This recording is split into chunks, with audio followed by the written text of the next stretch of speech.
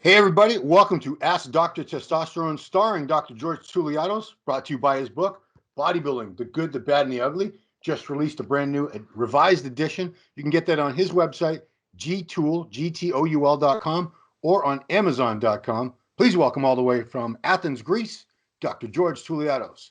Welcome, doctor. Hello, Ron. As a matter of fact, this week is my new book is released on Amazon.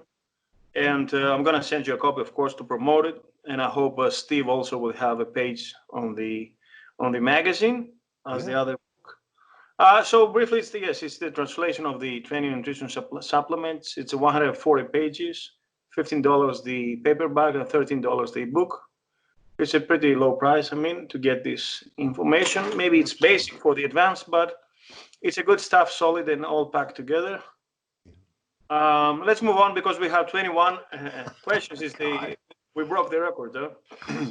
I don't want to keep breaking this record every week, though. I'll tell you that. I don't want to get to like 100 questions. We'll be here all day. Post Thomas this week also as a guest. Yeah, I don't want to tease anybody on that, but we'll get to that. So, question number one: I am diagnosed with subclinical hypothyroidism and secondary hypogonadism. I am on TRT.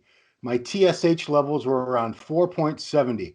My TSH medication consists of 700 micrograms of T4 Tirosint, which I take sublingually. With that dose, my TSH went to 1.20. I'm recently trying to lose weight, so I increased it to 88 micrograms, and after a month to 100 micrograms. I always mention that to my endocrinologist. I also ran Anavar and clen for 8 weeks. My recent blood work, 1.5 months after I stopped Anavar and clen, showed TSH levels of 4.95. My endocrinologist said that maybe Anavar or clen interfered with my TSH, and they need more time to get out of my system. She instructed me to raise my T4 intake to 125 micrograms from 100 micrograms, and after 3 weeks to recheck my TSH levels. Can clen or Anavar interact with TSH levels? I've used Anavar in the past, but I didn't have that problem. So you didn't have the problem, so he implies that Clenbuterol is responsible for this? He's wondering. He doesn't know. Now, I did a little bit of research. So as far as now I knew, what I knew already was that Clenbuterol may fat burn because it also interferes with thyroid gland. So thyroid, of course, gland is about optimization of the basal metabolic rate. Now, about Anavar, as far as I knew, was that it may elevate in doses over 50 milligrams, which is fair enough, high dose. It elevates free thyroxine, free T4. Now, a little bit of extended research, and I found that thyroid globulin hormone, which actually resembles the sex hormone binding globulin, it lowers. That means more thyroxine that converts also to T3, which is tritothyroid in the active form, elevates. So in this way, you have enhanced fat burning. So Anavar is capable of fat burning indirectly, either by stimulating muscle building, also anti-catabolic effect, and we know that muscles burn energy, but also because it lowers thyroid binding globulin, and also as a result of this, total thyroxine elevates. Now, this has an effect on TSH in order to elevate, and this elevation of TSH, which actually it is lower of the gland, actually stimulates further T4 production. So in the bottom line, yes, it is true that in these labs are correct. So a little bit of elevation of TSH, but also enhanced fat burning out of Anavar. Okay. Now, I guess that when he stops using Anavar or oxazolone, then TSH will come back to normal. So the overdose of T4 he's using, 135, has to be dropped again because the gland will optimize again. It's a rebound effect. Gotcha. Okay. It's kind of complex, but yes, Anavar, even though it's not a strong androgenic agent, and we know that androgens favor fat burning, yet it can still stimulate beta oxidation through elevation of thyroid hormone because thyroid binding globulin lowers. So yes, it's reasonable and it's a fact. Okay. Here's another one that's Sort of similar with a different drug and reaction. Recently, I've heard a lot of anecdotal experience of crashed E2 on high EQ equipoise, low testosterone. A lot of semi-bro science says there is an AI in EQ.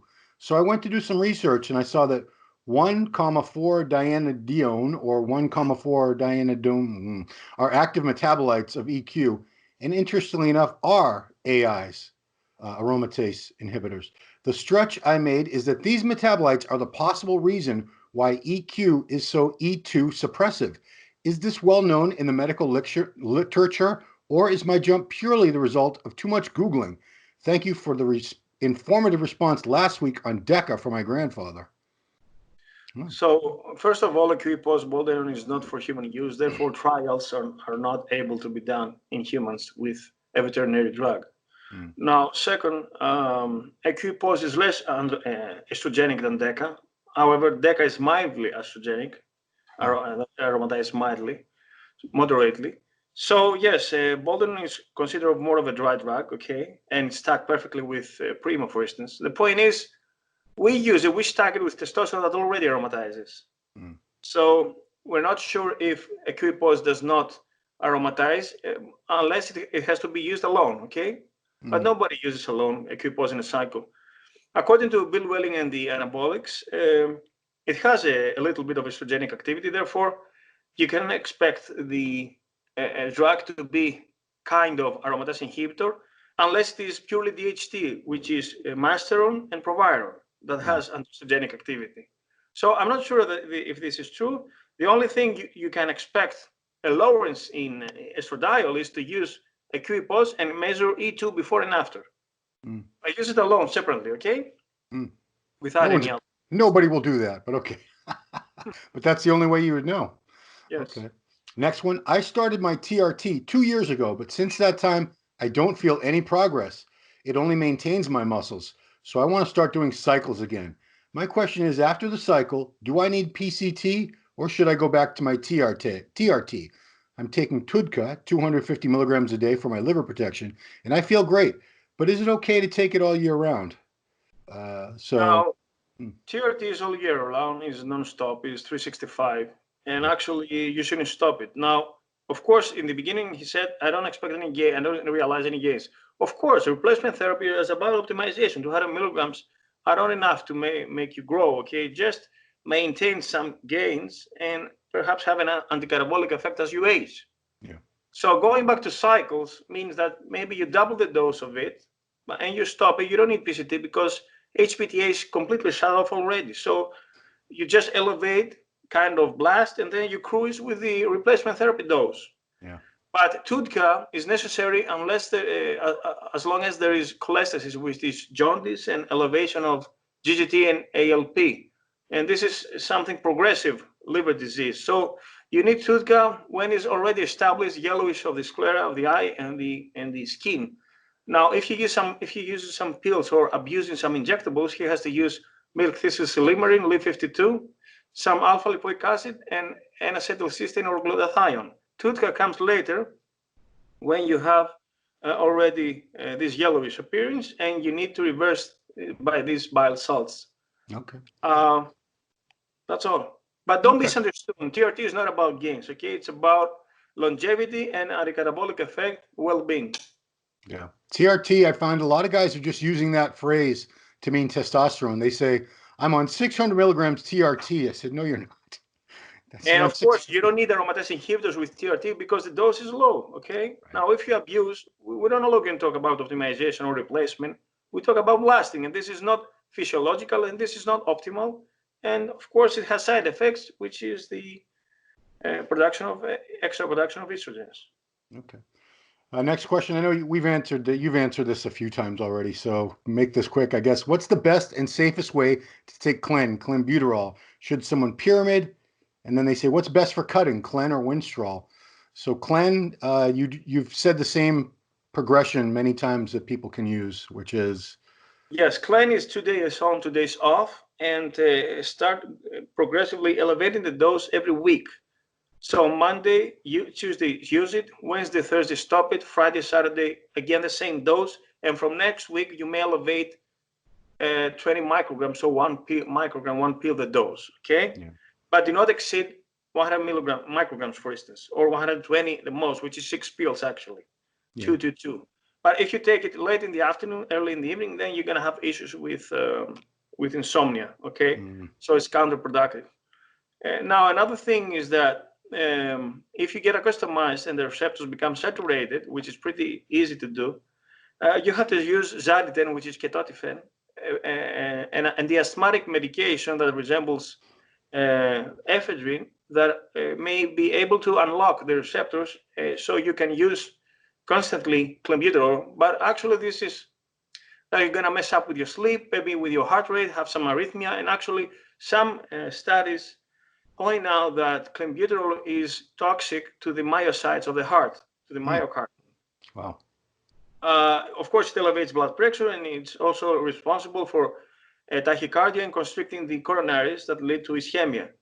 But do not use too much of Clenbuterol because it's a nasty drug. You know, you feel a horrible pain here in back in your cervix, which is a result of high systolic blood pressure of the head. And doing a heavy squat with Clenbuterol, then you may have a cerebral fracture, rupture. Oh, geez. And this is a nasty thing. What Kirk Douglas suffered from, not from Clenbuterol, but he had a stroke, you know, and he was kind of paralyzed here. Yeah. This is a good scenario, of course, to survive. But what do we usually say is the max? 100, 120 micrograms? Yes. I've done stupid things, and maybe I have used in my life 200 micrograms for one day. I was a crazy bastard back then. You're a crazy kid. There is no comparison between Winstrol, for instance, and a Clenbuterol. It's a different thing. It's a DHT derivative, anabolic steroid, and the other one is a beta-2 stimulant. Okay, of course, Clenbuterol along with T3 are the best stack, even superior than ECA stack. But unlike ECA stack, they don't suppress appetite, but ECA stack suppresses appetite, the same as amphetamines. And Clenbuterol also has a prolonged half-life of 36 to 48 hours, so it remains in your system for 2 days. Unlike the ECA stack that lives within 6 hours. So you better take the ECA stack just before a squat, okay? While Clenbuterol is taken with breakfast in the morning, and then walks throughout the day, and it gets out of the system in 2 days. Yeah. So you would take your full Clen dose all at once with breakfast? No. 2 and 2. 2 8 a.m. and then 2 12 p.m. for instance, but no later than 4 o'clock in the afternoon. Okay. Gotcha. Okay. Next one is acne question. My acne has gotten out of control, so I went to the dermatologist. She has prescribed me Roaccutane. My question is, can I keep using testosterone while using Roaccutane? And will the Roaccutane still do its job if I'm using anabolics? I'm only taking 150 milligrams a week of testananthate for TRT purposes. Now, acne in first place is the result of DHT, dihydrotestosterone, that stimulates sebaceous glands to release sebum, and then sebum, if it's overproduced, it traps bacteria. Now, in order to minimize that, we have to use anti-androgens, 5-A reductase inhibitors for the testosterone. And in this case, we minimize the DHT results in sex drive and libido. Also, DHT has some anti-estrogenic effect. But because testosterone converts to estrogen, to estradiol, and to DHT, if we block the DHT metabolization, then the E2 will elevate. So because also DHT has anti-estrogenic effect, if we block DHT by drugs like Propecia, you know, for the prostate, that are responsible DHT for the acne, then we may elevate some estrogens, and you know, the consequences of that. Now, in order to block DHT in the skin, you may use azelaic acid, which is Skinoren. It's a very potent cream that burns a little bit locally, and it's very effective to kill DHT in the skin that feeds sebaceous glands. So this is much better than Accutane, because Accutane is liver toxic and also has some mood swings effects, and also photophobia, which is avoiding sunlight. Okay. Some people have also hallucinations out of it, but it's a nasty drug. Of course, very effective. So lower the dose of testosterone and use some Finasteride along with, and some azelaic acid, okay? Yeah. But in the bottom line, testosterone feeds acne, okay, through the DHT. Right. Yeah. I mean, grown men on testosterone. 35-year-old men, 40-year-old men have acne. So there you go, kids. It's also genetically predisposed, but yes, DHT and providin also and masteron feed acne. Yeah. Next question. I have a question regarding training with a mask. It's a coronavirus question. Here we go. You mentioned one could get respiratory acidosis. Under which circumstances exactly can this happen? With thin surgical masks or only with FFP2 or FFP3 masks? And how long and heavy would one have to train for that to happen? Is it only a risk for long and or very intense cardio like HIIT or something, or also for 45 minutes of lifting weights with a minute or two between sets? This is a good question that I also asked in the coronavirus medical Greek group in Facebook. And there was a great feedback out of it. Actually, this was my question, that can it lead to respiratory acidosis? So that means elevated CO2, okay, hypercapnia. Now, this may happen because you struggle to inhale, okay, to breathe in. That has an effect of less oxygen capacity for the lungs, okay, and oxygen saturation also. And under vigorous strenuous exercise, like we run on the treadmill, not the way that we walk, that we jog, we do jogging, or press 8 to 12 reps, which actually is anaerobic and 90% of maximum heart rate. It's a problem. And mind that within 5 minutes, you're gonna become, you're gonna sweat, and this humid environment is not healthy. Okay, so you have to change your mask after a couple of minutes. So this is crazy. By the way, masks cost $2 in Greece, each one, you know? Wow. Yeah, so anyway, I think you're gonna struggle over breathing, okay, unless somebody performs yoga or does, I don't know, Pilates, for instance. But about CrossFit or bodybuilding or even serious jogging at, for instance, 6 to 7 miles per hour, then you cannot afford this, and you struggle to inhale, okay? Now, simple casual surgical masks are not as good and effective for anti-transmitting as the other ones that this guy prescribed. So I guess it's gonna be a trouble when the gyms will open again, and nobody will accept wearing a mask. And if this happens, then I guess everybody will take off the subscription, and then we'll be at the gym at home. There's no weight training, seriously, even with a scarf, you know. I know, but if I had to choose, doctor, between, I don't want to wear a mask, but okay, the only reason is take off the scarf, do your set, and then. But again, it's messed up. I mean, that takes the whole. You have to wear it the whole time you're in there, and I think that's probably going to be mandated in most gyms for at least a few months. Is you're going to have to wear a mask, and it's going to suck. I know, but serious training is not available. You know that. I know. Just try it at home. You know. I don't want to try it. But I don't want to. I miss the gym. I want to go back to the gym just like you and everybody else. By the way, this hypercapnia and low oxygen saturation, which elevate EPO because it's hypoxia, and then your hematocrit will be further elevated. This is a tragic scenario for me because it's already elevated from testosterone.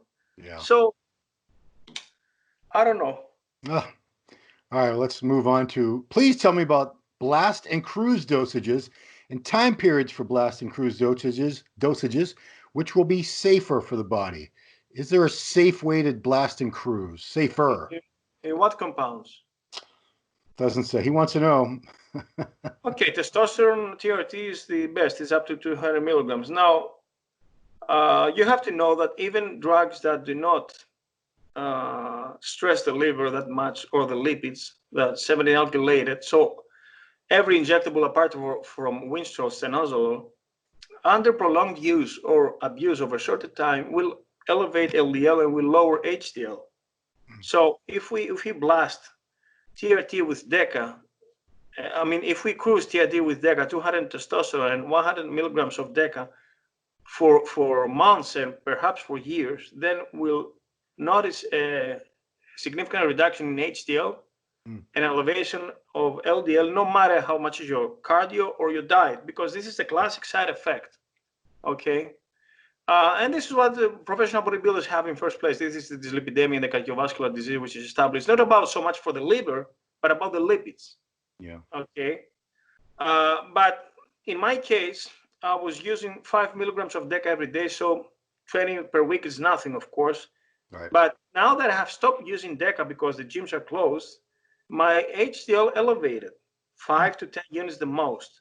So you can see that even a small prolonged dose may have some effects in the long term. Yeah. Okay.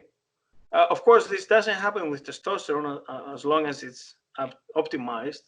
Right. So the same goes for deca, for primo, for equipos that are considered to be mild drugs, but even the prolonged use or the short abuse will in the long term have some slight moderate side effects that you have to manage with supplementation, perfect nutrition, cardio, in order to use all year round those agents, you know. Yeah.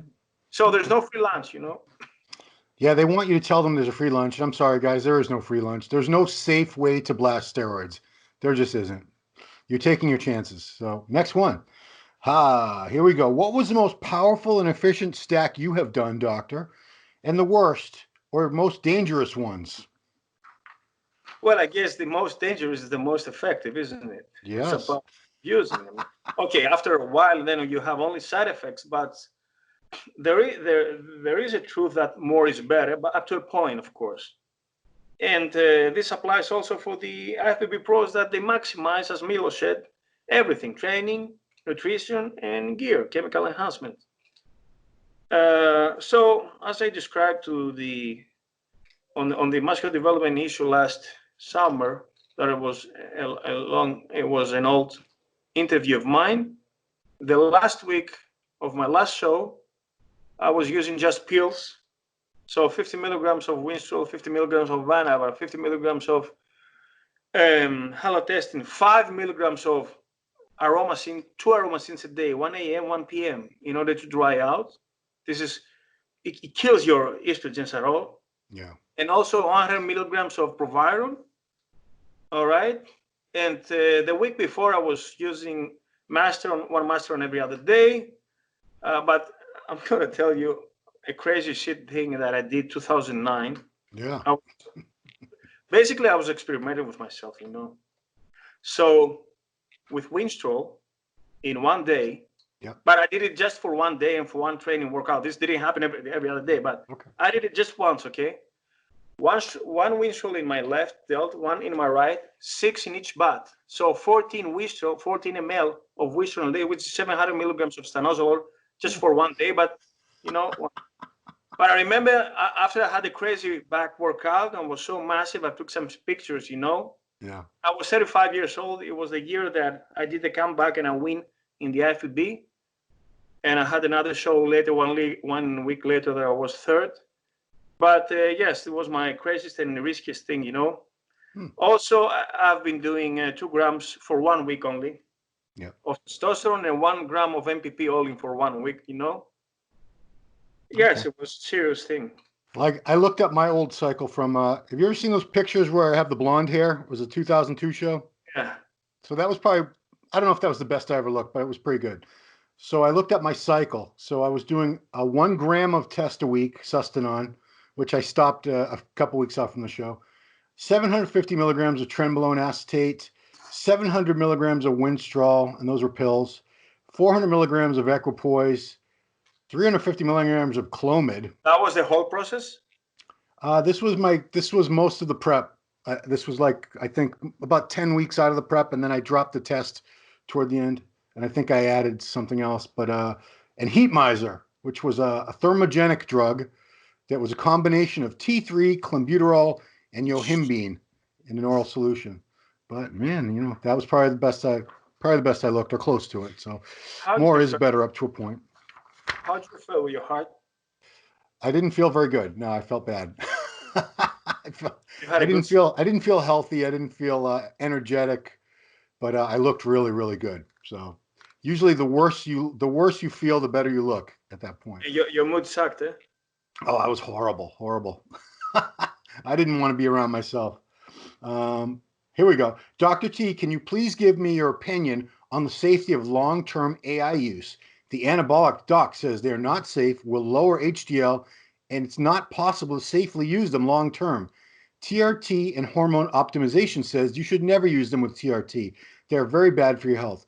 I'd love to hear your opinion on safety and if you think anyone who is only on TRT dose of test needs them, AIs. No, I don't think that you need them with 200 milligrams. It's crazy. And you better split those 200 milligrams or whatever the dose is into smaller doses every other day. In this way, you minimize crashing of SHBG that will spike E2 and will further convert to estrogen. But estrogens, it's a female hormone. And in first place, those labs refer to female estrogen ranges, okay? Now, of course, there is aromatization of testosterone, but up to a certain point, I believe that it can be handled from the system. Of course, aromatase inhibitors will drop on HDL because estrogens are heart protective, but also they are neuroprotective, they are joint protective, out of lubrication. Also, you need it for good mentality and for proper erections, for muscle glycogen synthesis, for IGF-1 production. So crashing on estrogen is not good. On the other point, elevated of estrogen is not a good thing also because they favor bad mood, maybe not prolonged erections, also coagulopathy, and this kind of edema, the bloating effect, which is irrelevant to aldosterone, okay?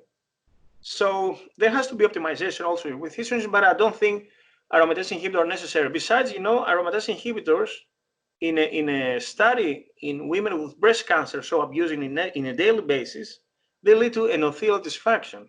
And we know that endothelium is a different kind of organ within the lumen of the arteries that if it's not smooth and it's kind of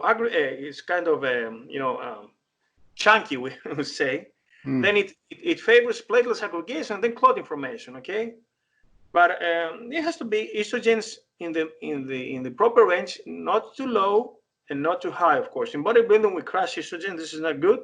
During off season we need estrogens, but I don't think that aromatase inhibitors are needed for replacement therapy. Yeah. Okay, cool. Next one. I have hepatitis C and failed the Harvoni treatment. My liver doctor said it's because of the testosterone and I need to get off of it. I've been on TRT replacement therapy for about 5 years and suffer from hypogonadism. I'm 49 years old. Is there a TRT replacement that is less harmful to the liver than testosterone cypionate? I'm currently taking 200 milligrams test sip per week. You think this liver doctor's got the diagnosis correct? No, I don't think that testosterone is toxic to the liver unless it is methyl testosterone, which was a semi-alkylated derivative used sublingually for martial arts and fighters. Yeah. And also halotestin, which is fluoxymesterone, a derivative also of testosterone, very liver toxic. You can get it testosterone also in oral form, which is andriol, restandol, which is testosterone endocainate that bypasses the the hepatic circulation of the portal vein, and it's absorbed by the lymphatic circulation, but it requires a fatty meal about this. But its half-life is very short, so it needs a constant supply. Now, if you don't want to use injectable parenteric testosterone, you may use transdermal testosterone, but I don't think that testosterone up to this optimization levels of 200 milligrams is liver toxic. Now, he has to make sure if this guy does not have any non-alcoholic fatty liver disease and perhaps some elevated transaminases ALT and AST. Okay, otherwise he has to do an ultrasound and see if there's any fat within his liver, and then he has to manage this with choline inositol, and some milk thistle. But I don't think that I'm positive that testosterone is stressing the liver. Yeah, I feel like some of these doctors are lazy with their diagnosis. Once they hear you're even on TRT, they'll say, well, that's the cause. And it's not even, there's no evidence, there's no link. They have it's easy to blame. Nothing to base that on. It's the easiest to, you get struck by lightning. Steroids made the lightning hit you. Anyway, next one is, I'm 22 and ran my first cycle, which was 20 weeks long. It was 400 milligrams test sip for the entire duration, 300 equipoise for 8 weeks, and 20 milligrams Anavar for the last 8 weeks. I've been off for 2 weeks, going in for blood work in 2 or 3 days to see whether I need a PCT or not. Is PCT necessary? Can you do a PCT with HCG and Nolvadex and not include Clomid? because of its bad effects on the mood and water retention? Also, is it possible to keep all the gains when you come off? No, you cannot keep all the gains. You can keep 20%, for instance, and it's according to your lifestyle, your training, your nutrition, your sleep, your recovery, okay, your supplement use. If it was that easy, then everybody would be as big as Coleman. Yeah. So, and also of your training. So you need a PCT in order to avoid a crash and a sooner TRT, because within the next cycle, until the next cycle and within 2 cycles, then you're going to struggle with the crashing of endogenous testosterone production. So you cannot satisfy your girlfriend, you cannot recover from your workouts.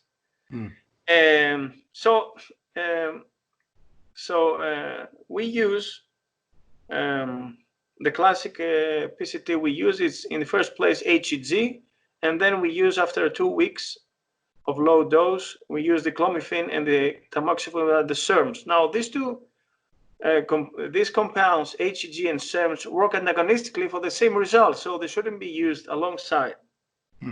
Clomiphene is much, even though it works similarly to tamoxifen, I think it's more necessary and more valuable than Nolvadex to use clomiphene. I know that it's nasty on the brain because it elevates estrogens. It's estrogen, half estrogenic, half anti-estrogenic.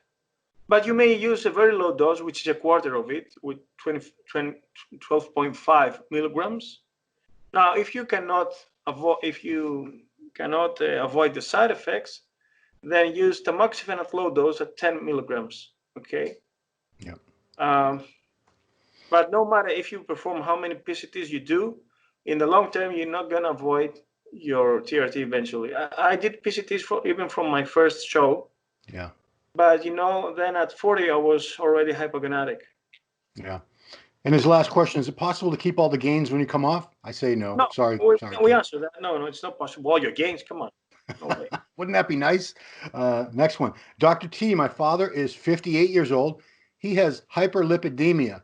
TC 230 mg over DL. HDL is 80 to 90 mg over DL. LDL 130 to 140 mg over DL. He is a non-smoker with normal blood pressure, 120 over 80, non-diabetic, HbA1c 4.8, BG 78 milligrams over DL, with triglycerides 49 milligrams DL, follows a Mediterranean diet. He trains every day, 5 kilometers walking plus weight training.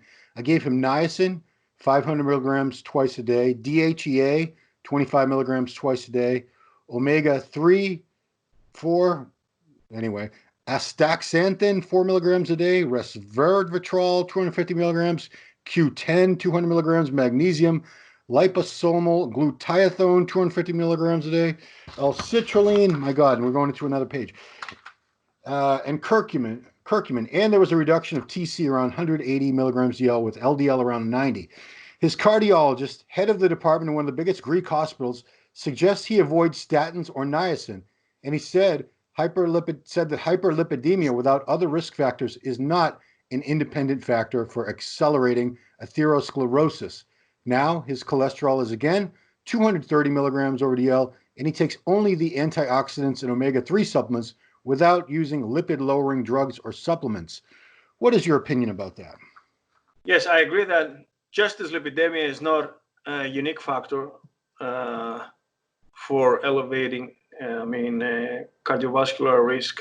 Besides, there was a similar question about coronavirus. Is dyslipidemia alone a separate factor in order to be as an underlying disease? And the answer was no, not just dyslipidemia. But of course, doctors are not aware of this supplementation because classic doctors work with drugs, not with supplements. That's why also bodybuilders work with drugs and not with supplements, because a drug is way more effective but with side effects. Okay. Yeah. But you can do an alternative job, and that of course may be of higher cost, that may assist the result of statins. So you can substitute statins with red rice yeast, which is a plant-based statin. Okay. The rest of supplementation is exceptional. It's great. That's what I also suggest. And I guess this guy is a medical student. He's a reader of mine. Oh. He follows this to his dad. So he can also use phytosterols that are enclosed in a certain yogurt, 1% fat, available in the supermarkets in Greece. And the rest of astaxanthin resveratrol are also necessary. He can also add some bergamot and some polycosanol. But anyway, 230 cholesterol is not that high, okay? In 1980s, it was 250, and then they dropped it back to low to 200, perhaps, to justify the prescription of statins. Was a method. They changed what the guidelines were the same for high cholesterol. The same with blood pressure. Yeah, it was sell more blood pressure meds. Yes. So they dropped it a little bit. Perhaps it's safer, but they need to prescribe also. And yes, smoking also is another factor. Diabetes is another factor. That everything consists of metabolic syndrome. So she can use some red rice yeast in the bottom line and keep the cholesterol up to 200, okay? And the LDL up to 100. Okay, cool. Next one. Hey, Dr. T, what are your thoughts on doing an Anavar-only cycle for cutting? I'm thinking about taking 20 milligrams a day for 4 weeks. Do I need PCT after this? This would be my first cycle. Greetings from Finland. I don't think 20 milligrams of Anavar are enough to cut seriously. You may add alongside 25 milligrams of Proviron if you want to keep the doses low. And you may add also 20 micrograms of Clenbuterol, which is nothing, but better than just 20 Anavars alone.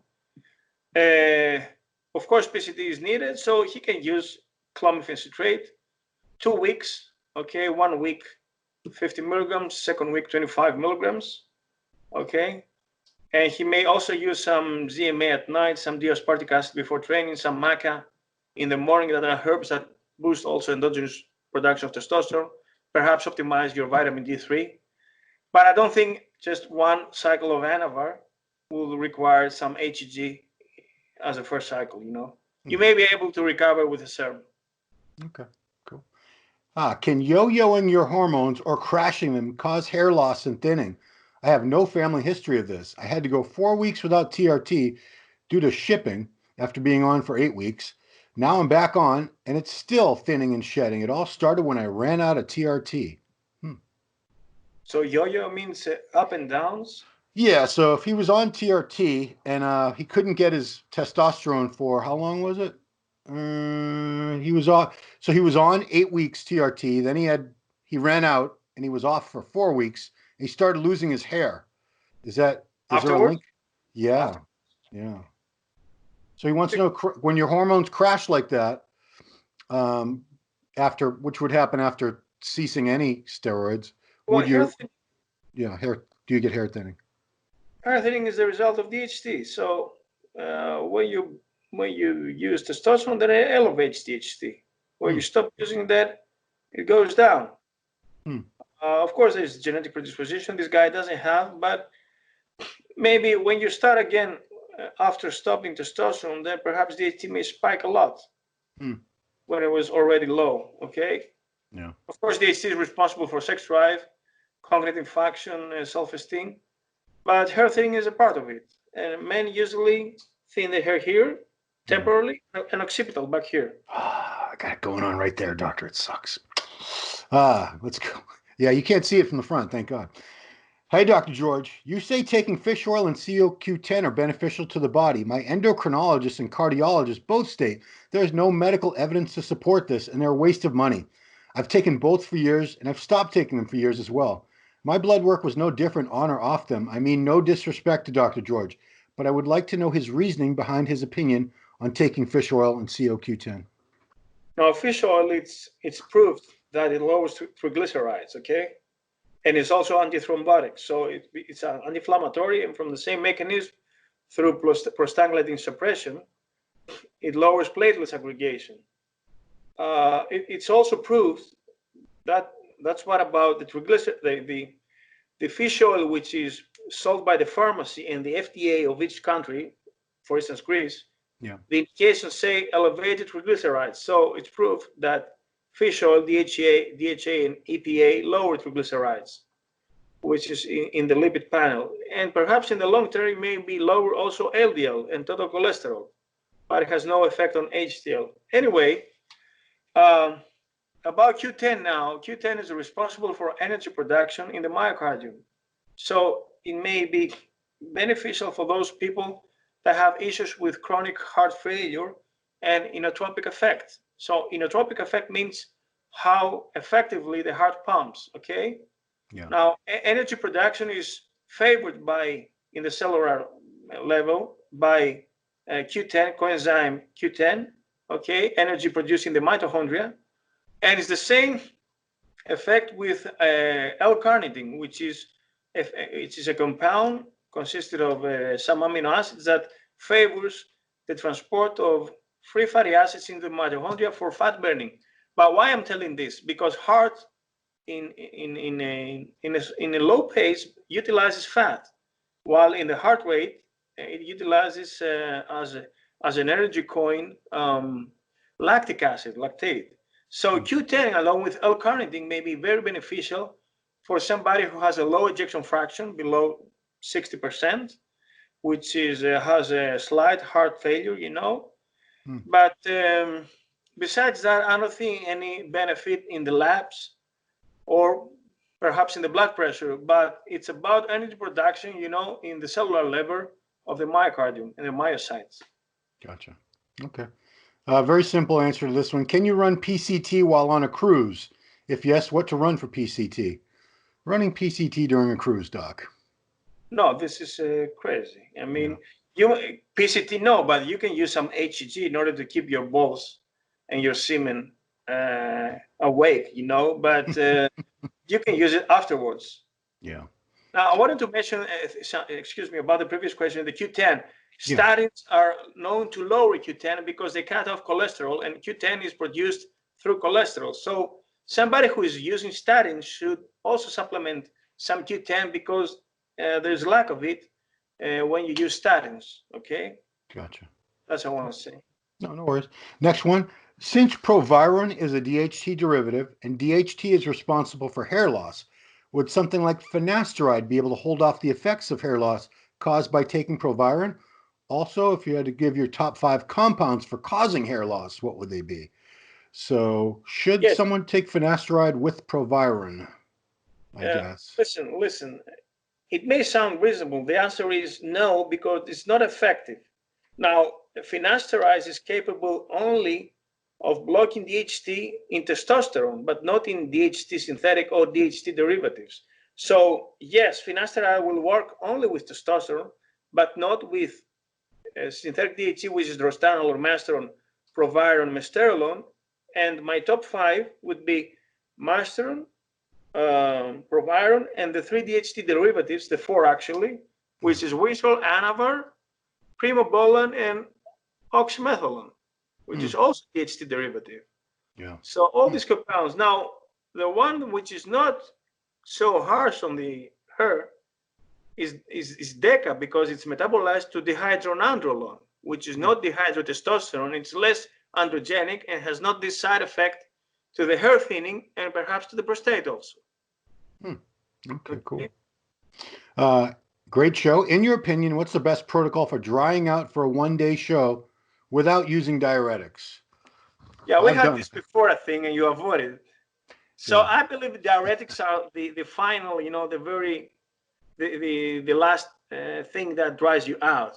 Without diuretics, you don't have the same effect. Well, okay. Well, now I won't avoid the question this time because I competed naturally for many years, and I did learn how to do it naturally. So what we do is we would drink a lot more water and take in a lot more sodium up until basically the day before the contest. Just the day before the contest? Just the day before, and then cut the water to just... Yes, about the sodium. I think you cut it during loading phase. So I would load sodium in water for like, 3-4 days, like the depletion phase. Tuesday, yeah. Well, for me, it would be like Tuesday, Wednesday, Thursday. And then Friday, I would still keep drinking the water, but I would cut the sodium back a little. So basically, I would just cut the water like midnight the night before a contest. Where do you start loading, Friday or Thursday? Carb loading? Yes. I think I would usually do it on Thursday. Okay, on Thursday, you shouldn't use that much of sodium because it will be a retention, because carbs already retain water, you know, so you need to avoid this extra Well, through what the sodium. I found that if because I was drinking so much water, I would keep flushing out water, and you could sort of I would trick my body to an extent. Yes, you trick your body with inhibiting antidiuretic hormone, vasopressin. You shut it off because water itself is a diuretic. Yeah. Like alcohol, like caffeine also. But the Right. point is to cut it not abruptly, but gradually. So, for instance, from 5 liters go to 1.5 liter and then half a liter. Mm. Okay. The same goes with salt. If you cut salt in cold turkey, then you will spike aldosterone. You'll have retention, Yeah. as a rebound effect. But people are afraid to use sodium during loading phase. At least when you load 3 days, yes, you may use a little bit the first 24 hours. But 48 and 72, number 2 and 3 day, then you have to cut it off the sodium, And that's why they eat rice cake, salt-free, everything which is salt-free, for instance. Peanut butter, salt-free, everything. But I found out that having no sodium in your system at all, you're very flat. You can't get any kind of pump. So Yes, but there's another trick that just before stepping on stage, you should eat something salty like chips, for instance, potato chips. But make sure you don't drink water. So then you'll bloat your muscles, but will not retain water. Yeah. You'd be very thirsty though. You want Yes, those very chips. thirsty. And also this is why spironolactone, which is aldactone, is more effective than Lasix because Lasix drains you out of sodium and you feel cramped and flat, while spironolactone keeps the potassium inside the cells and you're able to have some volume and flex. Yeah. I'm going to let these guys know this is probably the last week we're going to answer all the questions because there's so many. We're going to have to start being selective, guys. We won't be able to answer every single question because, my God, there's a lot of questions. Even if this guy buttered you up, he's telling you how great Greece is. He goes, "Hi, doctor. Greece is beautiful. I lived in Nea Makri for 3 years. I take 1 ml sip a week. The clinic I go to has me doing 25 units HCG twice a week. I've heard it's counterproductive to do both at the same time. I noticed a drop in libido. I stopped taking it. I haven't noticed any difference in my testicles since then. I've also started breaking up the test to half a ml twice a week. Should I still be doing the HCG? I also just recently took 5 milligram tabs of D-ball for 10 days. It was given to me, so I don't know much about it. I did, however, notice some positive changes. Your thoughts on doing just the sip and D-ball? Thank you, Ted." D-ball is not something you can keep on doing a lot of for a long time because it's heavily alkylated, will mess your lipids, your liver. He does 5 milligrams only. Yeah, 5 milligrams. That's nothing. Yeah, that's nothing. That really is nothing. So if you want to use 5 milligrams, use it sublingually just before the gym. Now, considering HCG, it will improve your fertility, will room your semen volume just for show off reasons. Yeah, in case you're a porn star. But if you don't care about fertility, then stop using it. Even though some people claim that it favors steroidogenesis with pregnenolone, progesterone, DHEA production. Okay, it's something extra in HRT, but you can live without it. Okay. Next one, can an older guy, 65 years young, get newbie gains if he's never touched weights before? Wow. Good for you, sir. No, 65. I don't think so. It's possible. Never touched before. No, I don't think. Besides, well, he's going to gain something, but a 65-year-old man who starts training, it's not going to be like an 18-year-old. Yeah, your hormonal levels are super low. Your joints may be fragile, Yeah. And you don't have this kind of muscle tone all your life. Your skin is loose. So better than nothing, but not serious thing, okay? Yeah. Yeah. The hormonal fine will be low. I mean, what if he used a little bit of gear? Yes, he can do, but okay, minor things. Gotcha. Better than nothing, but not like a guy who was 65 and training since he was 15. True. Like Stallone. That'll be me in 15 years, Doc. Here we go. Because I was 13. Hey guys, I've recently just had my hormones tested as I was experiencing symptoms of low testosterone. I'm currently 25 years old. My results are total T 6.87. That doesn't sound right. Free T 0.2. SHBG 6.83. All are below range. Could this be because I've been on prednisone for most of my life? Ages 8 to 20 years old with no breaks. I've heard this can affect your thyroid, which could explain the low SHGB, sorry. But what is your opinion on corticosteroids, how they can affect your testosterone and hormones? I'm going to see my doctor next week. Hopefully it all goes well, as I've heard nothing but horror stories about how difficult it can be to get TRT in the UK through the National Health Service, as I really don't want to pay for private health care.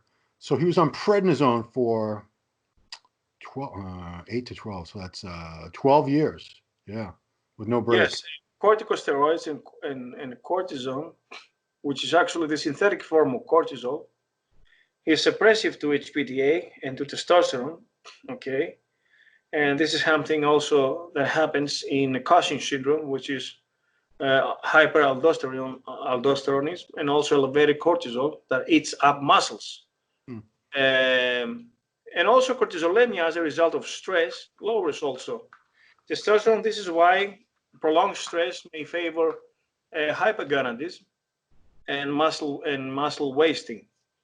And actually, low SHBG is something good in order to let more free testosterone to circulate. But if it's hypogonadic, then there's no positive effect out of this. So cortisone also makes you look fat and bloated because of the retention that it does to sodium and water. You know, it's something catastrophic for your muscles and for your libido and for your testosterone in general. But it's a major anti-inflammatory. Final question. And again, guys, we're probably never going to do this again, answer 20 questions. So close to an hour, huh? Yeah, guys, we're not going to get every question from now on. So don't get all butthurt. Last question. I'm having trouble getting the compounds I want. I ordered Equipoise and Primo, but now my guy tells me with the Corona scare, he can't get raw powders from China. Anyway, he's got Cypionate and Deca, a lot of Deca. Can I do a cut with Deca and a test base? If so, what milligrams and how long would you recommend? I understand my diet has to be on point. All I ever read is Deca is for bulking, and I figured if anyone could give me a straight, truthful answer, it would be you. Now, you can use Deca if you're super low in carbs, and you use some fast-acting Deca MPP. Old-fashioned guys with pharmaceutical-grade Deca, Primo, and testosterone, they used to compete with those agents with a decent conditioning, but very strict diet and cardio. Deca, of course, is responsible for water retention through aldosterone and slight aromatization. But if you use a fast-acting Deca that clears the system every 2 days, along with fast-acting testosterone like NPP and testosterone propionate, then and of course the carbs to be 100 grams a day, then you may notice some good results. Yeah. Okay, true that Deca is a great drug for bulking at 400 to 600 milligrams. If you cannot grow on Deca and Dianabol, Dan Duchaine said you cannot grow on anything. It's true. I agree with that totally. Okay. Wow, doctor, that was a lot of questions. That was an hour of answering questions for you guys out there. I mean, if I could get $100 for each episode, now we have 6,000. Yeah, this was 62 episodes. So I hope everyone heard me warning you guys. But if you do have questions, you can leave them here in the comment section.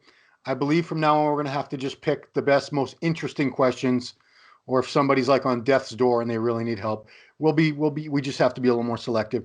Urge you guys to please check out the doctor's book and the website. There's going to be a brand new book coming out very soon that you can get as an ebook, or you can order it a paperback. They can find the answers in my books, okay? They can find the answers over there. Now, I heard that the Olympia will be on December, just before Christmas. I'm waiting for. We're gonna get that. I think it just got announced while we were talking. So actually, I'm gonna say goodbye, doctor. I'm gonna tell everyone, please check out Dr. T Tuesdays on musculardevelopment.com, and that's where you can find this video every Tuesday, as well as a new article by Dr. Touliatos.